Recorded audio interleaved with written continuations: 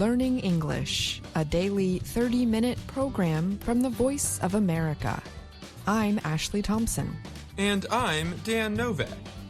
This program is designed for English learners, so we speak a little slower, and we use words and phrases especially written for people learning English. On today's program, John Russell has a report on last summer's record-breaking heat in the Northern Hemisphere. Then, Dan Novak and Gina Bennett present this week's education report. Finally, John Russell returns to bring us the lesson of the day. But first, this report. The American artificial intelligence company OpenAI has removed one of its ChatGPT voices. The move came after actor Scarlett Johansson said the voice sounded eerily similar to her voice in the movie Her. In a post Monday on the social media service X, OpenAI said it is working to pause Sky.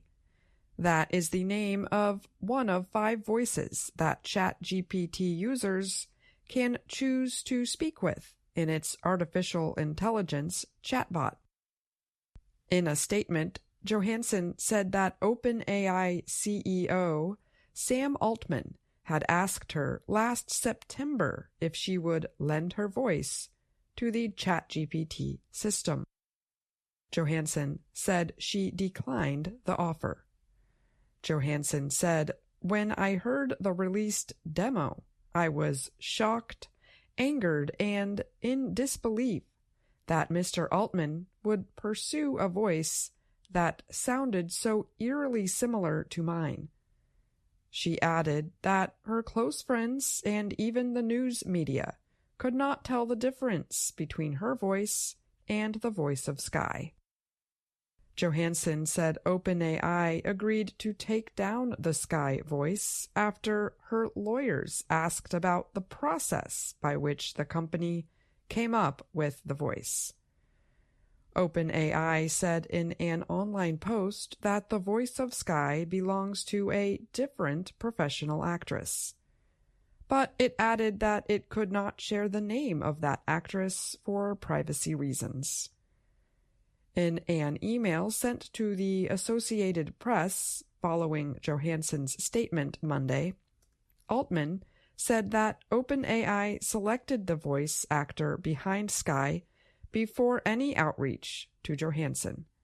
The voice of Sky is not Scarlett Johansson's, and it was never intended to resemble hers, Altman added.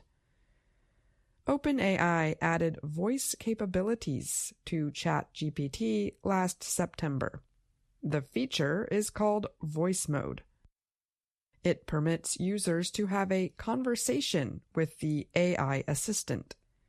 In November, OpenAI announced that the feature would become free for all users with the mobile app. Last week, OpenAI showed off its latest AI model, called ChatGPT 4.0. The program lets users speak to the chatbot and get real-time answers. The chatbot now has emotion in its voice and even tries to understand a person's emotional state by looking at a selfie video of their face. The capabilities have brought comparisons to the 2013 movie Her. The film follows a man who falls in love with an AI assistant, which is voiced by Johansson. Altman appeared to make the same comparison. He wrote the word her on the social media service X on the day of GPT 4.0's release.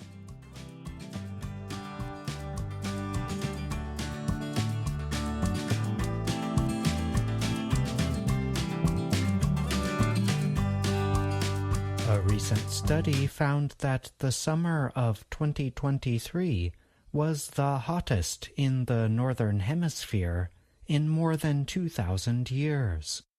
When the temperatures increased last year, many weather agencies said it was the hottest month, summer, and year on record. But those records only go back to 1850 because they are based on thermometers, devices used for measuring temperature.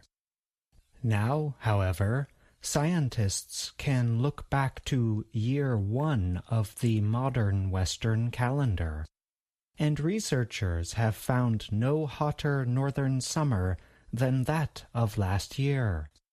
A study in the scientific publication Nature uses a well-established method and record of more than 10,000 tree rings to calculate summertime temperatures for each year since the year 1. No year came even close to last summer's high heat, said the study's lead writer Jan Esper of the Gutenberg Research College in Germany. Before modern times, the hottest summer was in the year 246, Esper said. Esper's paper showed that in the Northern Hemisphere, the summer of 2023 was as much as 1.2 degrees Celsius warmer than the summer of 246. In fact, 25 of the last 28 years have been hotter than that early medieval summer, said study co-writer Max Torbenson. That gives us a good idea of how extreme 2023 is, Esper told the Associated Press. The team used thousands of trees in 15 different places in the Northern Hemisphere where there was enough data to get a good measure going back to year 1, Esper said. There was not quite enough tree data in the Southern Hemisphere to publish, but even the limited data showed something similar, he said. Scientists looked at the rings of yearly tree growth to then give yearly dates to every ring, Torbenson suggested. But outside experts had questions about the study. University of Pennsylvania climate scientist Michael Mann, who was not part of the study, wondered why researchers stopped their look back at year 1. Mann suggested other temperature estimates go back more than 20,000 years. He said just using tree rings is considerably less reliable than looking at all sorts of other data, including ice cores, corals, and more. Esper said his new study only uses tree data because it is exact enough to give summer-by-summer temperature estimates, which cannot be done with corals, ice cores, and other data sources. Tree rings are higher resolution, he said. The worldwide temperature records set last summer were so high that it's not surprising they would clearly be the warmest in the past 2,000 years, said Berkeley Earth climate scientist Zeke Hausfather. Hausfather was not part of the study. It's likely the warmest summer in 120,000 years, though we cannot be absolutely sure, he added, because data exact to a year does not go back that far. Because high-resolution yearly data does not go back that far, Esper said it is wrong for scientists and the media to call it the hottest in 120,000 years. 2,000 years is enough, he said. Esper also said the period of 1850 to 1900 that scientists, especially the Intergovernmental Panel on Climate Change, use for the base period before warming may be a bit cooler than the instrumental records show. The instruments back then were more often in the hot sun instead of sheltered from it, as they are now, and tree rings continue to show that it was about 0.2 degrees Celsius cooler than thermometers show. That means there has been a bit more warming from human-caused climate change than most scientists calculate, an issue being examined by researchers over the last few years. I'm John Russell.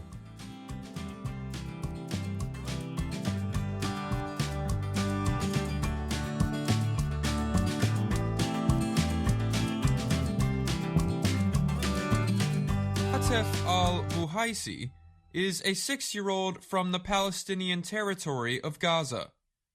He once dreamed of a career building houses. Now all he wants is to return to school.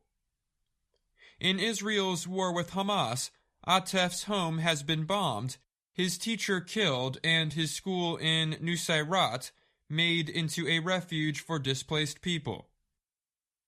He lives in a crowded tent with his family in Deir al-Bala in central Gaza. The war started last October. It was Israel's answer to the Hamas attack on October 7th. The terrorists killed some 1,200 people and took 250 hostages from southern Israel. Since the start of the war, all of Gaza's schools have closed, leaving hundreds of thousands of students like Atef without formal schooling or a safe place to spend their days. Aid groups are working to keep children off the streets and their minds centered on something other than the war. What we've lost most is the future of our children and their education, said Irada Ismail, Atef's grandmother. Houses and walls are rebuilt, money can be earned again, but how do I compensate for his education? Aid groups say about 80% of Gaza's population has been driven from their homes. Much of Gaza is damaged or destroyed, including nearly 90% of school buildings. The Gaza Health Ministry, which is controlled by Hamas, says more than 35,000 Palestinians, including civilians and fighters, have been killed in the war. And the head of the UN World Food Program said a full-blown famine is already underway in the north. Children are among the most severely affected. The UN estimates some 19,000 children have been orphaned, and nearly a third under the age of 2 face malnutrition. In emergencies, education is less important than safety, health, and sanitation, education experts say. But the effects are lasting. Before the war, Gaza was home to more than 625,000 students and some 20,000 teachers, the UN says. In other conflicts, aid groups can create safe spaces for children in neighboring countries. Poland has been used for shelter and schooling for Ukrainians during the war there, for example. That is not possible in Gaza, a highly populated area locked between the sea, Israel, and Egypt. Since October 7th, Palestinians from Gaza have not been permitted to cross into Israel. Egypt has let a small number of Palestinians leave. Tess Ingram is with the children and education organization UNICEF. She told the Associated Press it's very hard to provide them with certain services, such as mental health and psychosocial support or consistent education and learning. Aid groups hope classes will start by September. But even if a ceasefire deal is reached, much of Gaza must be cleared of mines. And rebuilding schools could take years. In the meantime, aid groups are providing activities like games, drawing, and art. The activities are not a formal education, but provide children with a sense of normalcy. Even then, supporters say, their attention often turns to the war. Atef's grandmother sees him draw pictures only of tents, planes, and missiles. Finding free space is among the biggest difficulties. Some volunteers use the outdoors, do their best inside tents where people live, or find a room in homes still standing. This month, UNICEF had planned to build at least 50 tents for some 6,000 children from preschool to grade 12 to provide some informal schooling. But UNICEF says those plans could be disrupted by Israel's operation there. Lack of schooling can cause psychological impacts. It disrupts daily life and, combined with conflict, makes children more likely to experience anxiety, said Jesus Miguel Perez Cazorla. He is a mental health expert with the International Committee of the Red Cross. Children in conflicts are also at increased risk of forced labor, sexual violence, trafficking, and recruitment by criminal and armed groups, experts warn. Samantha Nutt is with War Child USA, a group that supports children and families in war zones. She said the children are in danger of being recruited by Hamas and other militant groups. The constant violence makes children believe that they want to take action against the groups they consider responsible, she said. Palestinian parents say they have seen more children on the streets trying to earn money for their families. Some try to find small ways to teach their children. But many say the kids are too distracted with the world around them at war. Sabrine Al-Khatib is a mother whose family was displaced to Deir al-Bala from Gaza City. She said it is especially hard for the many who have seen relatives die. When you speak in front of children, Al-Khatib said, what do you think he is thinking? Will he think about education or about himself? How will he die? I'm Dan Novak. And I'm Gina Bennett.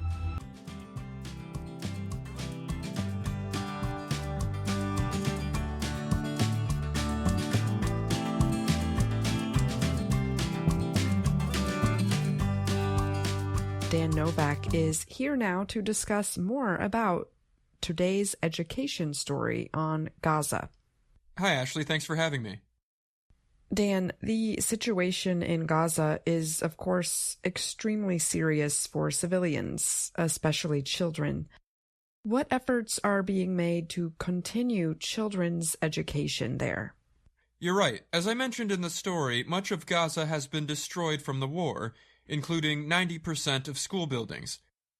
In times of war or disaster, education is lower in terms of importance compared to basic needs like shelter, food and water, and safety. But this war has been going on since October, and children that miss school for long periods of time are at risk of falling far behind in their learning. So there have been efforts by some aid groups and other volunteers to provide some informal lessons through games or in other ways. And finding a safe place to provide schooling is also a problem. Yes, that's proven to be one of the most difficult things. Like I said, many buildings are damaged or destroyed, and that means makeshift or temporary schools have had to open up, sometimes in tents or rooms in homes still standing. The psychological or mental effects of war must also affect schooling. Yeah, unsurprisingly, it's very hard for children to focus on things like math or reading when there's a war going on. Many of these children have seen relatives die. 19,000 children have lost both their parents. So, some families and aid groups have tried to provide some amounts of education, but it must be so hard for kids to think about anything else than the war going on right near them. Thanks so much for joining me, Dan, and thank you for that report. You're welcome.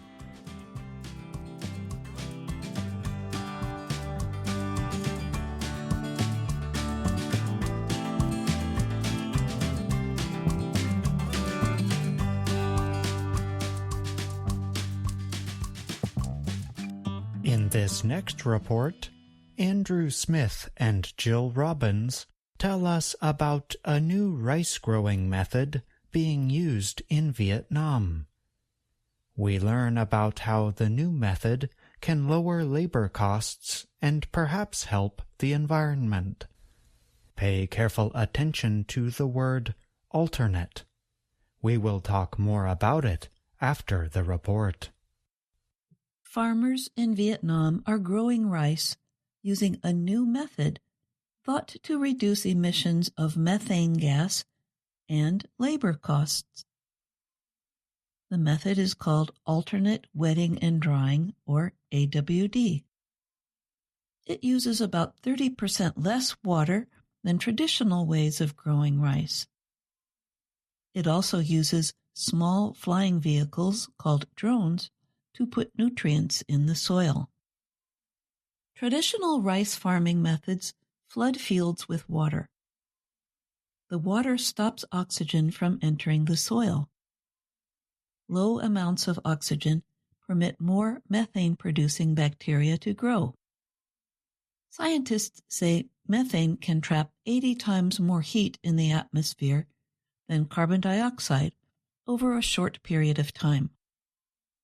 Climate scientists say releasing methane into the atmosphere increases the warming of the Earth. A 2023 United Nations report said rice farming makes up about 8% of all human-made methane in the atmosphere. Vietnam is the world's third largest rice exporter. Boats carry rice up and down the Mekong River, and the grain is an important food in Vietnam.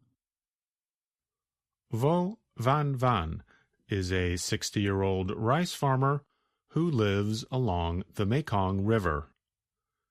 For the past 2 years, he has been using the AWD method with support from one of Vietnam's largest rice exporters, the Loc Choi Group. Van said using the drone to add organic fertilizer saves on labor costs. He says it is becoming harder to find people to work on the rice farms because more people are moving to the cities. The drone also puts the exact amount of fertilizer needed. Too much fertilizer causes the soil to release nitrogen gas. Nitrogen also traps heat in the atmosphere. After the harvest, Van does not burn the remains of the rice plants. Instead, the Loc Choi Group collects the extra plant material. It then sells it to other companies. These companies can use the remains to feed livestock and grow mushrooms. Van said the AWD method helps him in several ways. It lowers his costs, while the amount of rice he produces is the same. Using organic fertilizer helps him sell for a higher price in European markets. He also has more time to take care of his own garden. I am growing jackfruit and coconut, he said. Nguyen Duy Tuan is the chief of the Loc Choi Group. He said the AWD method uses 40% less seed and 30% less water. The Lokchoy group said the method is used on 100 hectares of rice farms. Tuan said the company wants to expand AWD farming to 300,000 hectares. The Vietnamese government aims to grow low-emissions rice on 1 million hectares by 2030. Vietnamese state media reported that officials said the method could reduce production costs by about 20% and increase profits by more than $600 million. In recent years, the Mekong River's water quality has changed. Dams in China and Laos have reduced water flow. Building projects cause problems because they use a lot of water and sand from the river. And rising sea levels have increased the amount of salt in the river's large delta. A recent study by Vietnam's Water Resources Institute estimates rice farmers lost millions of dollars every year because of salty water. Louis H. Ziska is a professor of environmental health sciences at Columbia University in New York City. He said that using different methods of farming can improve water use. Growing more kinds of rice would also help. Some kinds can better resist hot weather or need less water, Ziska said. Some rice farmers in Vietnam are already growing different kinds of rice. Nguyen Van Nye is director of a rice export company. He said growers are using rice that can grow in salty water and in hot weather. He also said the export company is using different methods to dry the rice because of changes in the weather. He said unseasonal rains are making it harder to dry the rice in the sun. As a result, the company has built places to dry it in their factory. The company will also put machines to dry the grain closer to the rice fields. We don't know which month is the rainy season, like we did before, Nguyen said. I'm Andrew Smith. And I'm Jill Robbins. Before the report, we asked you to pay careful attention to the word alternate. Can you remember when you heard it? You heard the term used to describe a growing method. Let's listen again. The method is called alternate wetting and drying, or AWD. It uses about 30% less water than traditional ways of growing rice. It also uses small flying vehicles called drones to put nutrients in the soil. Alternate can be both a noun or an adjective. In our example, it is acting like an adjective. Alternate means occurring or succeeding by turns. It suggests the idea that something happens for a period and does not happen for the following period. So, we can say that the growing method involves periods of time wetting and periods of time drying. That is why the method is called alternate wetting and drying. We spell alternate like this: A-L-T-E-R-N-A-T-E.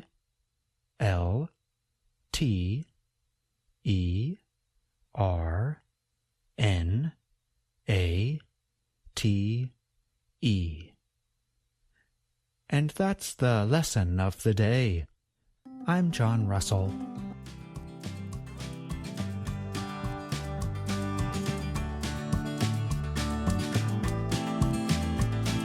And that's our program for today. Join us again tomorrow to keep learning English through stories from around the world. I'm Ashley Thompson. And I'm Dan